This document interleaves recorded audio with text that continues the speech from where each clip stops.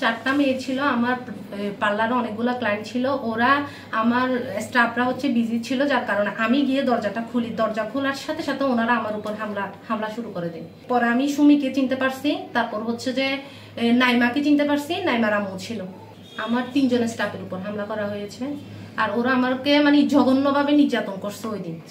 আমি সাজরিনা নিসা আপনাদের সামনে আজ দুঃখ ভারাক্রান্ত মন নিয়ে হাজির হয়েছি। গত 4 জুন কক্সবাজার থেকে প্রকাশিত অনলাইন গণমাধ্যম নামক একটি নিউজ থেকে 3 জুন আমার সেবামূলক প্রতিষ্ঠান নিসাস মেকওভারে ঘটে যাওয়া ঘটনা কেন্দ্র করে আমার বিরুদ্ধে যে মিথ্যা বিভ্রান্তকর এক প্রেসের সংবাদ প্রকাশিত হয়েছে, তার জন্য আপনাদের সামনে তুলে ধরতে এসেছি।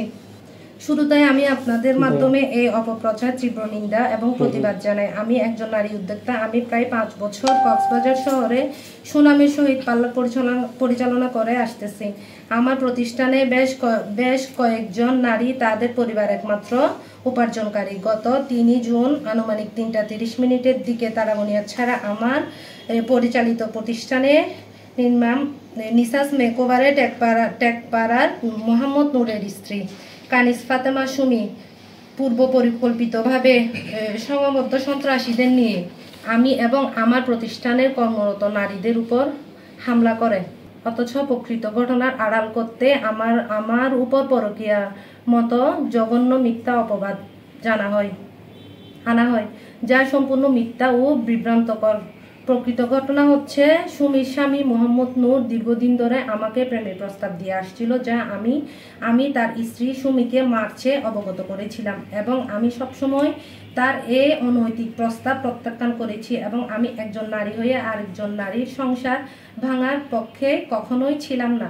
আমি সবসময় নারীর আবেগ এবং মূল্যবোধ মাতৃত্বকে সম্মান করে আমি গত 3 জুন সুমি এবং তার সন্ত্রাসীদের হামলার শিকার হই।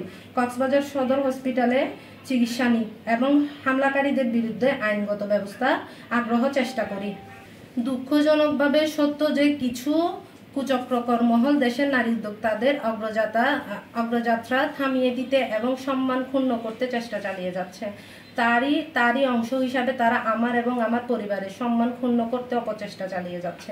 তাই আপনাদের মাধ্যমে আমি এবং দেশবাসীকে জানাতে চাই, আমি কখনো হামলাকারী সুমির স্বামী মোহাম্মদ নূরের সাথে আমার বিন্দুমাত্র প্রেমের সম্পর্ক নেই, যার যথেষ্ট প্রমাণ আমার নিকট আছে। এবং আমি আবারও আপনাদের মাধ্যমে দেশবাসীর নিকট অনুরোধ করছি, আমি একজন নারী, আমার সন্তান ও আমার পরিবারের কথা চিন্তা করে এমন জঘন্য মিথ্যা অপবাদ ও অপপ্রচারের বিভ্রান্ত হবেন না।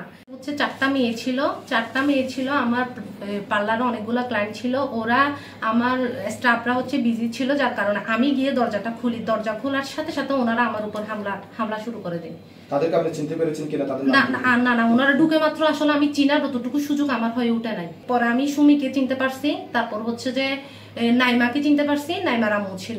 তাদের হাতে কোনো কিছুই ছিল না, ওদের হাত দিয়ে আমার উপর হামলা করছে। হ্যাঁ, অবশ্যই আমি ব্যবস্থা নেওয়ার চেষ্টা চালিয়ে যাচ্ছি। আর হচ্ছে আমার পিঠে আঘাত হয়েছে, আমার হাতে আঘাত হয়েছে।